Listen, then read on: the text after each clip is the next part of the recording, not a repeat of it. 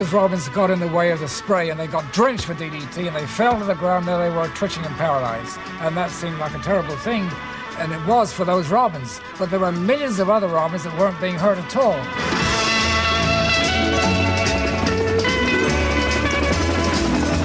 You'd be awakened by this of them coming over the house.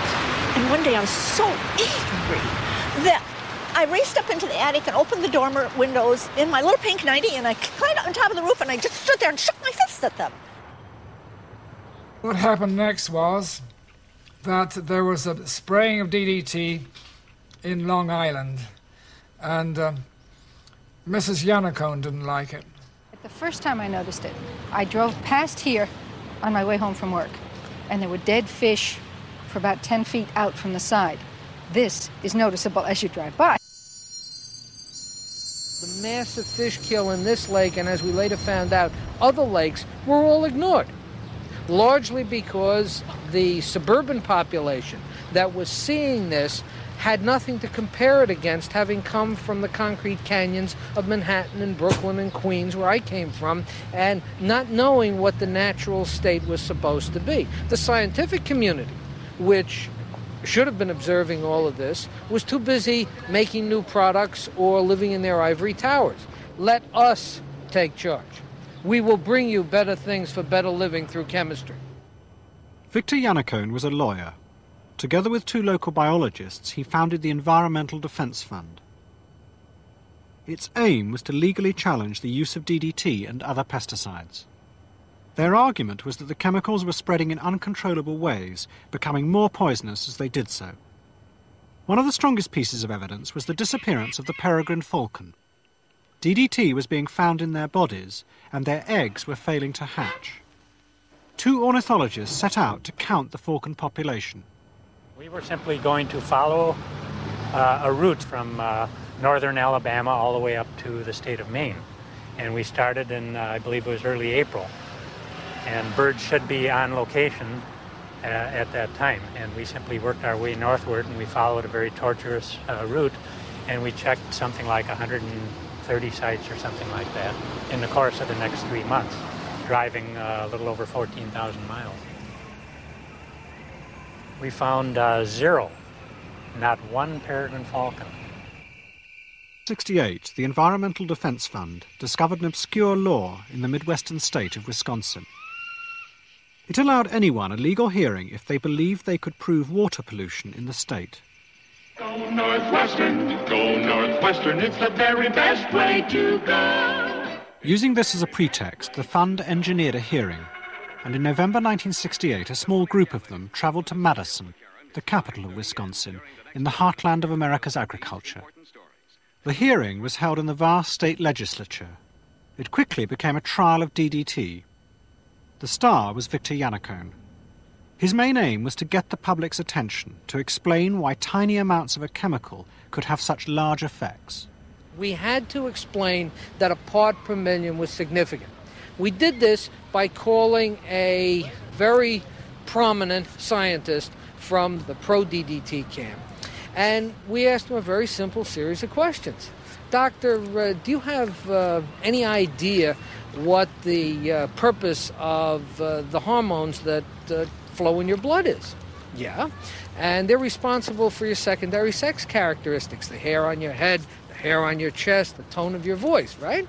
Do you have any idea what the level of testosterone in your bloodstream is necessary to give you that lovely shock of white hair, all that hair on the chest and the grandchildren that you're so proud of? And he finally admitted that it was 5 parts per million. I said, well, do you have any idea what would happen if the level of testosterone in your blood should drop to as low as 3.5 parts per million?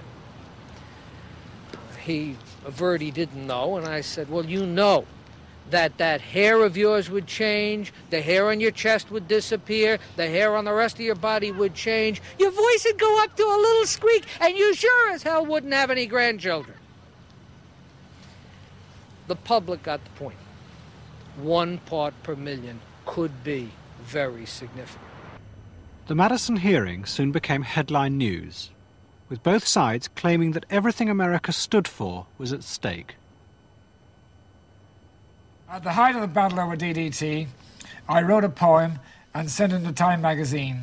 It was a parody on America the Beautiful, and I'll sing it for you. Oh, beautiful for bug-filled skies, for weevils in the grain, for apple scab and stable flies, please bring these back again. Malaria, malaria, red blood cells harbor thee, where Rocky Mountain fever thrives, where babies have TB, where parasites take human lives. Why, that's the land for me.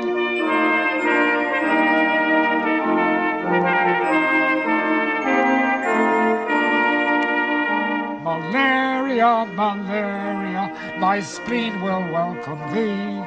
Restore the sickness cramp on you by banning DDT.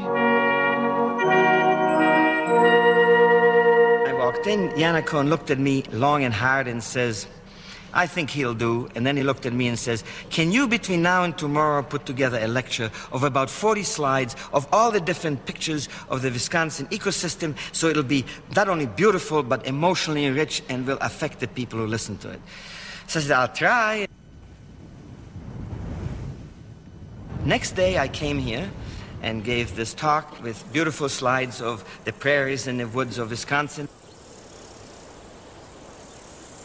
It was, I'm sure, the first time anybody has ever shown wildflowers in the chambers of the Wisconsin legislature. In the late 60s, ecology was a modest scientific backwater. Ecologists spent their time studying the mutual dependence and balance of all the inhabitants of a particular area. But for Yannicone, ecology was a powerful weapon with which to attack the defenders of DDT, especially the entomologists. It gave him a scientific basis to challenge the idea of evolution they used to justify the large spraying programs. The entomologists, who should have known better and now, 30 years later, admit they should have known better, simply saw the death and the extinction of what we now know to be beneficial insects as the operation of the fundamental law of survival and evolution. What they didn't realize is the kind of evolution they were looking toward was the evolution of monsters arising from garbage dumps, of chemically deformed animals and plants. What they thought would come out of this was a simplified world ecosystem with good plants, bad plants, weeds, good insects, bad insects, good animals, the ones we eat, bad animals, the ones that take up space. There was a problem, though. If human beings were inextricably interwoven with other parts of nature, as ecology said, where were the effects of DDT on humans? In 30 years, no worker in the DDT factories had been poisoned. The defenders made great play of this at the hearing.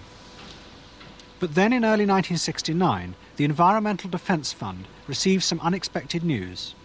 A Swedish chemist by the name of Göran Löfroth wrote a letter saying that they have found in almost all women in Sweden DDT in the mother's milk. Well, we went to my house, we finally said, hey, let's call up Sweden. And we did. We got him out of bed. He must have been 4 o'clock in the morning then. He spoke pretty good English. What do you want? He says, we want you in Madison. He said he would come. Thursday came and went. Friday at 10 o'clock, people went out to the airport. It was all hush-hush because the testimony was droning on and on and on. The pesticide this and the chickens that and the eggs this and so forth and so on. My God, when just hours, I mean, we have, after all, we have 14 of these volumes, 2,800 pages of testimony. The stenographers went bananas. Anyway, at 11:30, somebody hi-hoed me, little sign, and we went outside the hall, and sure enough, there was Göran Löfroth with his little suitcase. In the meanwhile, of course, we had called the New York Times, the Chicago Tribune, the Washington Post. All these reporters were waiting in the wings.